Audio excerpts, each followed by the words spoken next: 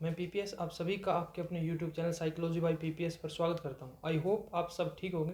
तो प्यारे बच्चों, हम हमारा दूसरा चैप्टर स्टार्ट कर चुके हैं, जिसमें हम भारत में संघ की कार्यपालिका के बारे में पढ़ रहे थे, जिसमें हमने राष्ट्रपति के निर्वाचन, राष्ट्रपति की प्रशासनिक शक्तियाँ, राष्ट्रपति की विधायी शक्तियाँ, राष्ट्रपति की न्यायिक और वित्तीय शक्तियाँ पढ़ी थी। आई होप आप सबको ये समझ में आ गई होगी और याद भी होगी। आज का हमारा टॉपिक है राष्ट्रपति की आपातकालीन शक्तियाँ। आपात का मतलब है संकट। आपात का मतलब है बेटा संकट, मतलब संकट के समय में राष्ट्रपति के पास कौन कौन सी शक्तियां हैं। तो राष्ट्रपति के पास बेटा आपात के लिए, संकट के लिए 3 शक्तियां हैं। अनुच्छेद 352, अनुच्छेद 356 और अनुच्छेद 360 याद रखेंगे। अनुच्छेद 352, अनुच्छेद 356, अनुच्छेद 360। तो 3 अनुच्छेद में राष्ट्रपति के पास 3 संकटकालीन या आपातकालीन शक्तियां दी गई है। तो उन्हीं के बारे में हम बात करते हैं। चलो स्टार्ट करते हैं। आज का हमारा प्रश्न है राष्ट्रपति की आपातकालीन शक्तियों का वर्णन करो। ठीक है, तो पहली शक्ति है जो अनुच्छेद 352 में दी गई है, वो है राष्ट्रीय आपातकाल की घोषणा। वो है राष्ट्रीय आपातकाल की घोषणा। राष्ट्रीय आपातकाल की घोषणा। आपात का मतलब आप समझ ही गए होंगे संकट। संकट की घड़ी में राष्ट्रपति के पास कौन कौन सी शक्तियां हैं। तो पहली शक्ति है राष्ट्रीय आपातकाल की घोषणा। भाई कब कर सकता है, मतलब ये शक्ति का प्रयोग कब कर सकता है या यह शक्ति होती क्या है, उसके बारे में हम पढ़ेंगे। अगर राष्ट्रपति को विश्वास हो जाए कि युद्ध, क्या युद्ध, विदेशी आक्रमण, ठीक है, या सशस्त्र विद्रोह के कारण भारत अथवा भारत के किसी क्षेत्र में सुरक्षा खतरे में है, क्या है, सुरक्षा खतरे में है, तो राष्ट्रपति अनुच्छेद 352 के तहत पूरे देश या देश के कुछ भागों में संकट काल की घोषणा कर सकता है। अगर राष्ट्रपति को विश्वास हो जाए भाई कोई युद्ध होने की संभावना है या युद्ध हो गया है या बाहरी आक्रमण की संभावना है या बाहरी आक्रमण हो गया है या सशस्त्र विद्रोह हो गया है, तो ऐसे मामले में क्या होगा, भारत में या भारत के किसी क्षेत्र में संकट आ गया। ठीक है, ऐसा होने से क्या आ गया, भारत के किसी क्षेत्र में या पूरे भारत में क्या आ गया, संकट आ गया। तो इस संकट से बचने के लिए या इस संकट की घड़ी में राष्ट्रपति इस पावर का प्रयोग कर सकता है। अनुच्छेद 352 के तहत राष्ट्रपति राष्ट्रीय आपातकाल घोषणा कर सकता है, मतलब पूरे देश में या किसी क्षेत्र में राष्ट्रीय आपातकाल की घोषणा कर सकता है। लेकिन वो कब करता है, देखो, लेकिन जब मंत्रिमंडल संकटकालीन घोषणा की लिखित सिफारिश दे। लेकिन यह बात कब, मतलब यह शक्ति का प्रयोग कब करेगा, वो जो मंत्रिमंडल क्या करे भाई लिखित तौर पर दे दे भाई भारत में या किसी क्षेत्र में संकट की घोषणा को लिखित तौर पर दे दे, तो राष्ट्रपति क्या है, राष्ट्रीय आपातकाल की घोषणा कर सकता है। अब देखो बेटा, आगे बात करते हैं इसकी प्रोसेस क्या है। प्रोसेस मतलब इसकी प्रक्रिया, भाई किस प्रकार इसको लागू किया जा सकता है, कितने दिन तक लागू रहता है और किस प्रकार इसको समाप्त किया जा सकता है। तो प्रोसेस में सबसे पहला ही पॉइंट क्या है, राष्ट्रीय संकट की घोषणा 1 माह तक लागू रहती है। 1 महीने तक राष्ट्रीय आपातकाल की घोषणा रहती है। ठीक है, सीधा क्वेश्चन 1 नंबर का पूछेगा, पर राष्ट्रीय आपातकाल कितने दिन तक लागू रहता है, तो कितने, 1 माह तक। तो 1 माह तक तो ये तो कोई जरूरी नहीं भाई विदेशी आक्रमण हो गया 1 माह तक ही रहे, या युद्ध हो गया वो 1 माह तक ही रहे। ठीक है, हो सकता है भाई कोई लंबा टाइम भी चल जाए। ठीक है, तो उस स्थिति में क्या करेंगे, देखो उस स्थिति में क्या करेंगे, 1 माह के अंदर संसद से विशेष बहुमत, विशेष बहुमत का मतलब बेटा ध्यान में रखेंगे 2/3 बहुमत। विशेष बहुमत का मतलब है 2/3 बहुमत, मतलब टोटल सदस्यों का 2/3 भाग सदस्य को विशेष बहुमत कहेंगे, के द्वारा स्वीकृति प्राप्त करना आवश्यक है। 1 माह तक वो लागू रह सकता है, लेकिन 1 माह के अंदर संसद में विशेष बहुमत के द्वारा स्वीकृति लेना आवश्यक है। अगर स्वीकृति मिल गई, अगर 2/3 बहुमत ने स्वीकृति दे दी, तो क्या होगा, विशेष बहुमत द्वारा स्वीकृति प्राप्त करने आवश्यक है, अन्यथा घोषणा समाप्त है। स्वीकृति मिल गई तो स्वीकृति मिल जाएगी, अन्यथा नहीं मिली तो वो क्या होगी, समाप्त हो जाएगी। ठीक है, अगर स्वीकृति मिलने पर ऐसी घोषणा 6 माह तक लागू रहती है। भाई 2/3 बहुमत ने अगर स्वीकृति दे दी तो वो 6 माह तक और आगे बढ़ जाएगा। ठीक है, उसके बाद क्या है, लोकसभा के 10% सदस्य, कितने, 10% सदस्य घोषणा के अस्वीकृति, मतलब राष्ट्रीय आपातकाल की जो घोषणा की है उसकी अस्वीकृति प्रस्ताव पर विचार करने के लिए, उस पर विचार करने के लिए, मतलब अब इस घोषणा को, राष्ट्रीय आपातकाल को हटा देना चाहिए, मतलब इस पर विचार करने के लिए लोकसभा में बैठक बुला सकते हैं। क्या कर सकते हैं, बैठक बुला सकते हैं। लेकिन कितने प्रतिशत लोग होने चाहिए, 10% सदस्य इस पर सहमत होने चाहिए। ठीक है, यदि लोकसभा साधारण बहुमत से आपात घोषणा को वापस लेने का प्रस्ताव पारित कर दे तो राष्ट्रपति उसे वापस लेने के लिए बाध्य है। ठीक है, अगर 10% से क्या होगी, बैठक बुला सकते हैं, बैठक होगी, तो उसमें अगर साधारण बहुमत भी मिल गया और ये बोल लें साधारण बहुमत में पास हो जाए और ये बोल लें वह घोषणा को वापस ले लेना चाहिए, तो राष्ट्रपति को वो वापस लेनी पड़ती है। तो ये 5 पॉइंट थे, आपको समझ में आ गए होंगे। पहला ही पॉइंट क्या था, 1 माह तक लागू रह सकती है। अगर आगे बढ़ानी है तो संसद में विशेष बहुमत प्राप्त करना पड़ेगा, और विशेष बहुमत का मतलब 2/3 बहुमत प्राप्त करना पड़ेगा। 10% लोकसभा के सदस्य अगर उसको अस्वीकृत करना चाहते हैं तो बैठक बुला सकते हैं, और वहां पर अगर साधारण बहुमत प्राप्त हो गया तो राष्ट्रपति को राष्ट्रीय आपातकाल की घोषणा को रद्द करना पड़ेगा, या वापस लेना पड़ेगा, या समाप्त करना पड़ेगा। अब बात करते हैं भाई, मान लो राष्ट्रीय आपातकाल की घोषणा कर दी, ठीक है, राष्ट्रपति ने राष्ट्रीय आपातकाल की घोषणा कर दी, तो उसका इफेक्ट क्या पड़ेगा, उसका प्रभाव क्या पड़ेगा, ठीक है, उस पर इफेक्ट या प्रभाव क्या पड़ेगा उसके बारे में पढ़ते हैं। तो क्या होगा अगर राष्ट्रपति राष्ट्रीय आपातकाल की घोषणा कर दे, तो पढ़ते हैं, सारे देश का शासन राष्ट्रपति के हाथों में आ जाएगा। अगर पूरे भारत में राष्ट्रीय आपातकाल की घोषणा कर दी राष्ट्रपति ने, तो पूरे देश का जो शासन है वो किसके हाथों में आ जाएगा, राष्ट्रपति के हाथों में आ जाएगा। ठीक है, वह राज्य सरकारों को आदेश दे सकता है कि अपनी कार्यपालिका की शक्ति का प्रयोग किस प्रकार करे। अब शासन जब पूरा राष्ट्रपति के हाथों में आ गया है तो राष्ट्रपति राज्य सरकारों को आदेश दे सकता है वह वो प्रत्येक राज्य अपनी कार्यपालिका का प्रयोग किस प्रकार करे, ठीक है, उन शक्ति का प्रयोग किस प्रकार करे। दूसरा पॉइंट क्या होगा, दूसरा इफेक्ट क्या है, संसद को राज्य सूची में दिए गए विषयों पर कानून बनाने का अधिकार मिल जाता है। अब क्वेश्चन ये हो गया, आप कई बच्चों को ये नहीं पता होगा राज्य सूची क्या होगा। देखो बेटा, जितने भी सब्जेक्ट हैं, जितने भी विषय हैं, उनको 3 सूचियों में बांटा गया है। एक होती है संघ सूची, एक होती है राज्य सूची, और एक होती है अवशिष्ट समवर्ती सूची। संघ सूची वह होती है जिस पर, मतलब संघ सूची में वो विषय शामिल होते हैं जिन पर सिर्फ केंद्र संघ कानून बना सकता है। राज्य सूची के जो विषय हैं, जो उसमें विषय शामिल हैं, जो सब्जेक्ट शामिल हैं, उन पर सिर्फ राज्य कानून बना सकता है। और समवर्ती में क्या होता है, संघ और राज्य दोनों मिलकर कानून बना सकते हैं, लेकिन अगर उन दोनों की सहमति न हो तो संघ को प्राइवेटी दी जाएगी, जो संघ कहेगा वो कानून बनेगा। ठीक है, तो 3 सूचियां याद रखना, संघ सूची, राज्य सूची और समवर्ती सूची। ठीक है, संसद को राज्य सूची, जो राज्य के विषय हैं जिन पर राज्य को कानून बनाने का अधिकार है, में दिए गए विषयों पर कानून बनाने का अधिकार मिल जाता है। किसको मिल गया, वो सेंटर को मिल गया, संसद को मिल गया। किसको मिल गया, संसद को मिल गया। ठीक है, तीसरी शक्ति है राष्ट्रपति को संघ तथा राज्यों, मतलब केंद्र और राज्यों धन विभाजन परिवर्तन करने का अधिकार मिल जाता है। राष्ट्रपति के हाथ में सारी पावर आ गई, तो उसमें क्या कर सकता है वह केंद्र और राज्य के बीच में, संघ तथा राज्य के बीच में जो धन का विभाजन होता है, जो राजस्व का विभाजन होता है, जो टैक्स आते हैं, कई टैक्स किस प्रकार के होते हैं, जिन्हें केंद्र इकट्ठा करता है और राज्यों को दे देता है। कई टैक्स ऐसे होते हैं जो केंद्र इकट्ठा करता है और केंद्र और राज्यों में बढ़ जाते हैं। कई टैक्स ऐसे हैं जो राज्य ही इकट्ठा करता है और राज्य के पास ही रहते हैं। ठीक है, तो उन टैक्सों का जो विभाजन है, जो धन का विभाजन है, जो टैक्स प्राप्त होता है, उसमें जो राशि होती है, जो फंड होता है, उनका विभाजन में परिवर्तन करने का अधिकार मिल जाता है। ठीक है, आगे क्या है, धारा 19, मतलब धारा 19 के तहत दी गई स्वतंत्रताओं को स्थगित किया जा सकता है। मतलब जो अपने संविधान में जो फंडामेंटल राइट दिए गए हैं, मौलिक अधिकार दिए गए हैं, और उसके अंदर अनुच्छेद 19 के अंदर जो स्वतंत्रताएं दी गई हैं, उनको स्थगित किया जा सकता है, उनको खत्म किया जा सकता है। ठीक है, राष्ट्रपति राज्य सूची के विषयों पर अध्यादेश जारी कर सकता है। अध्यादेश का आपको पता ही है, अध्यादेश किस आर्टिकल में है, 1, 2, 3, वेरी गुड, याद ही होगा। 123 के तहत राष्ट्रपति क्या है, अध्यादेश जारी कर सकता है, जो एक कानून की तरह ही काम करता है। ठीक है, तो ये थी राष्ट्रपति की पहली आपातकाल शक्ति, जिसे अनुच्छेद 352 में पढ़ा हमने, जिसका नाम है राष्ट्रीय आपातकाल की घोषणा। ठीक है, अब दूसरी पावर पढ़ते हैं। दूसरी पावर है राज्य में राष्ट्रपति शासन लागू। ठीक है, राज्य में राष्ट्रपति शासन। ठीक है, अनुच्छेद 356 में ही दिए गए हैं राज्य में राष्ट्रपति शासन, याद रखना।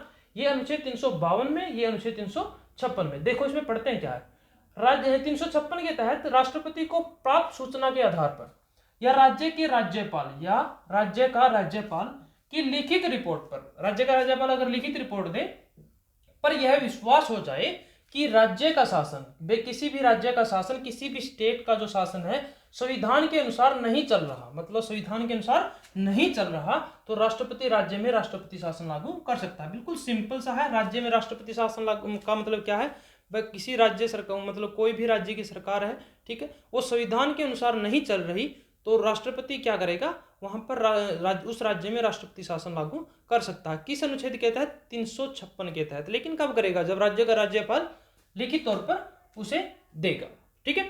अब इसमें प्रोसेस क्या होती है भाई? मान लो किसी राज्य में राष्ट्रपति शासन लागू हो गया, तो उसकी प्रोसेस क्या होगी भाई? कितने दिन तक लागू रहेगा, ठीक है, वो पढ़ते हैं। तो प्रोसेस मतलब प्रक्रिया क्या होगी? राज्य में राष्ट्रपति शासन की अवधि 2 माह होती है। कितनी माह होती है? 2 माह। राष्ट्रीय आपातकाल की कितनी थी बेटा? 1 माह। इसकी 2 माह।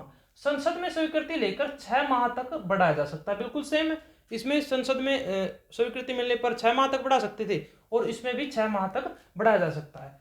44वें संशोधन के अनुसार इस प्रकार की घोषणा साधारणतः 1 वर्ष रह सकती है, 1 वर्ष तक लागू रह सकती है, ठीक है। लेकिन पहले क्या था? 44वें संशोधन से पहले 3 वर्ष तक ये लागू रह सकती थी, ठीक है। जो राज्य में राष्ट्रपति शासन सबसे पहले 1951 में पंजाब के अंदर लगाया गया था, ठीक है। उसके बाद भी काफी बार लगाया गया है, वो इतना इंपॉर्टेंट नहीं है भाई सबको याद रखना, लेकिन एक बार रीड जरूर कर लेना आपको, ठीक है। तो अब क्वेश्चन आता है, राज्य में अगर राष्ट्रपति शासन लागू हो गया तो उसके क्या इफेक्ट होंगे, क्या प्रभाव पड़ेंगे, ठीक है। तो देखो क्या इफेक्ट पड़ेंगे। पहला इफेक्ट क्या पड़ेगा? गवर्नर मतलब राज्यपाल राज्य का वास्तविक कार्यपालिका का रूप ले लेता है। आप सभी को पता होगा, हम पढ़ चुके हैं, वह संघ की कार्यपालिका में नामांतर का जो अध्यक्ष होता है कौन होता है? राष्ट्रपति होता है। नामांतर की कार्यपालिका राष्ट्रपति होता है, लेकिन वास्तविक कौन सा होता है? प्रधानमंत्री होता है। उसी प्रकार अगर बात करें राज्य की, ये बात हुई सेंटर की, संघ की, केंद्र की। अगर बात करें स्टेट की, तो इसी प्रकार स्टेट में भी क्या होता है? एक कार्यपालिका होती है, एक विधायिका होती है जिसमें विधानमंडल कानून बनाता है, और एक न्यायपालिका होती है, ठीक है। कार्यपालिका में, राज्य की कार्यपालिका में कौन कौन शामिल होता है? राज्यपाल होता है, जिस प्रकार सेंटर में राष्ट्रपति था। जैसे केंद्र में प्रधानमंत्री था, राज्य की कार्यपालिका में सीएम हो गया, मुख्यमंत्री हो गया, ठीक है। राज्य की मंत्री परिषद हो गई, ठीक है। विधायिका में विधानमंडल, विधानमंडल किन किन से, जैसे केंद्र में आपने पढ़ा, वह संसद किन किन से मिलकर बनती है? राष्ट्रपति, लोकसभा और राज्यसभा। राष्ट्रपति है जो उसका अभिन्न है, लोकसभा निम्न सदन है, राज्यसभा उच्च सदन है, ठीक है। उसी प्रकार राज्य का जो विधानमंडल है वो राज्यपाल, विधान परिषद और विधानसभा से मिलकर बनता है। विधान परिषद उच्च सदन, विधानसभा निम्न सदन। भारत में सिर्फ 6 ही विधान परिषद है, ठीक है। तो बात करते हैं, वापिस आते हैं। तो मतलब यहां पर राज्यपाल पहले क्या था? राष्ट्रपति की तरह नामात्र कार्यपालिका थी, लेकिन जैसे ही राज्य में राष्ट्रपति शासन लागू हुआ, उसी समय राज्य जो गवर्नर है, राज्यपाल है, वो वास्तविक कार्यपालिका का काम करने लग गया। वास्तविक कार्य मतलब सारी पावर इसके हाथों में आ गई, ठीक है। दूसरा पॉइंट, राष्ट्रपति राज्य के उच्च न्यायालय, उच्च न्यायालय मतलब हाई कोर्ट, जिस प्रकार केंद्र में की न्यायपालिका में सबसे ऊपर था सुप्रीम कोर्ट, ठीक है, वही राज्य की कार्यपालिका में, न्यायपालिका में सबसे ऊपर क्या हुआ? उच्च न्यायालय, हाई कोर्ट को छोड़कर अन्य किसी अधिकारी के सब या कोई भी कार्य अपने हाथ में ले सकता है। तो राष्ट्रपति क्या है? सिर्फ उच्च न्यायालय के जो काम है वो अपने हाथ में नहीं ले सकता, बाकी सभी अधिकारियों के काम या कुछ काम उनके अपने हाथों में ले सकता है। तीसरा पॉइंट क्या है? राष्ट्रपति उस राज्य की विधानसभा, उसकी विधानसभा को भंग या स्थगित कर सकता है। भंग मतलब खत्म भी कर सकता है और स्थगित भी कर सकता है। स्थगित का आपका मतलब समझते हैं, कुछ समय के लिए उसको रेस्ट दे देना, ठीक है। उसके बाद चौथा पॉइंट क्या? संघीय संसद को राज्य सूची आप समझ ही गए होंगे, जिस पर राज्य को कानून बनाने का अधिकार है, पर कानून बनाने का अधिकार मिल जाता है। इसमें भी क्या होता है, जो संघीय है मतलब केंद्र की जो संसद है उसको, वो क्या है, राज्य सूची पर कानून बना सकती है। तो ये था राज्य में राष्ट्रपति शासन लागू होना, ठीक है।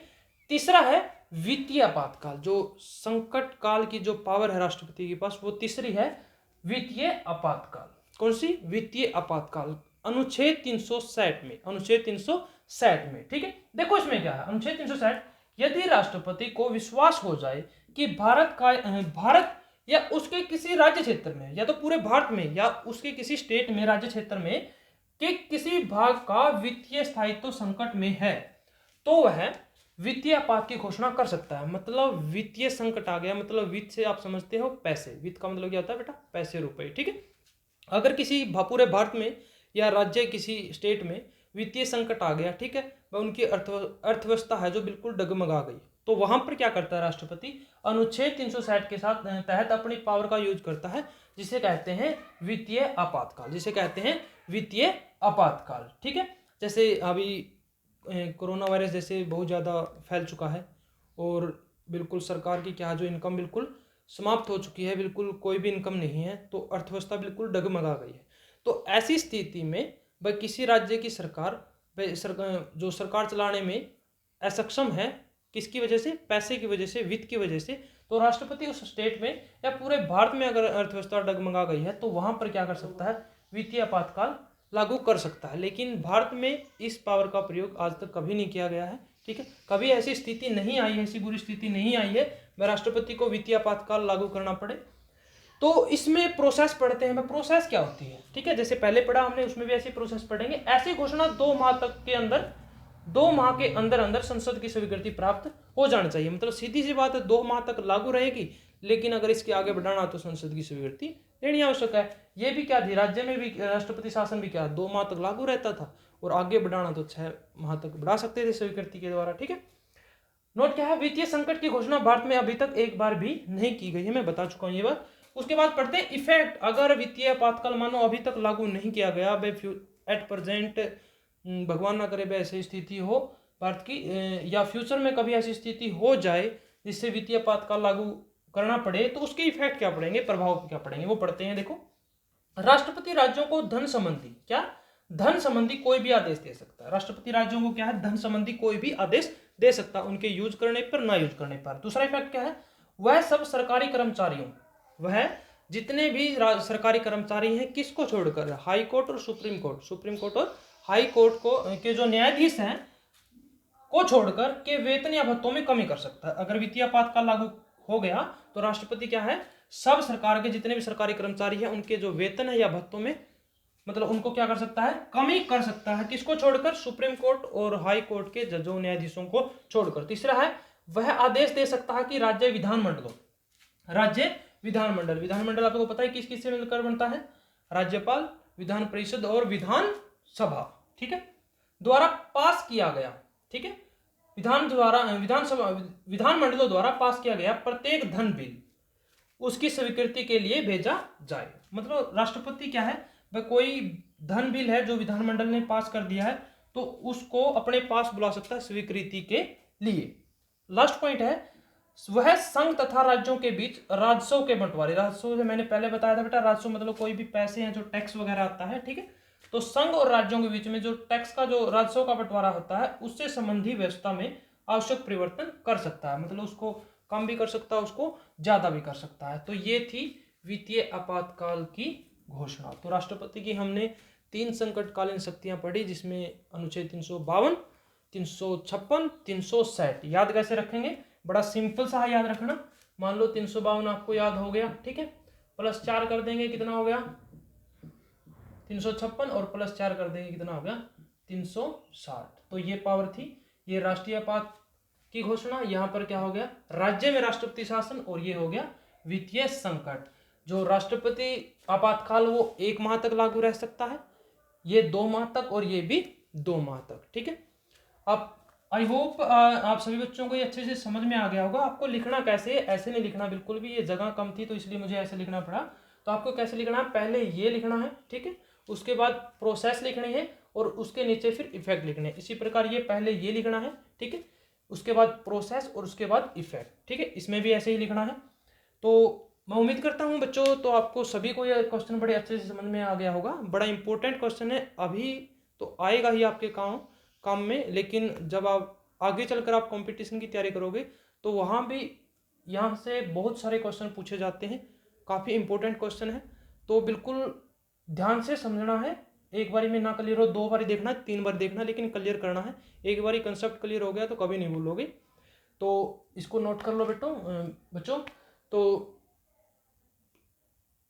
प्यारे बच्चों, अगर क्लास पसंद आई हो तो लाइक जरूर करना और कमेंट करना। और एक बात और, अगर जो बच्चा कमेंट करेगा नेक्स्ट वीडियो में मैं उसका यहाँ पर नाम लूँगा पक्का। और चैनल को अपने को जो साइकोलॉजी बाय पीपीएस है उसको सब्सक्राइब जरूर कर लो। कई बच्चे क्या हैं अभी तक सब्सक्राइब नहीं किया है, ठीक है, तो उन बच्चों से रिक्वेस्ट है बच्चों सब्सक्राइब जरूर कर लो। नीचे रेड बटन है उसको दबाकर, और जो उसके साथ में जो बेल है उसको भी दबा लो, ताकि मैं जब भी नई वीडियो डालूं तो आपके पास नोटिफिकेशन पहुंच जाए। Okay, thank you dear, have a nice day.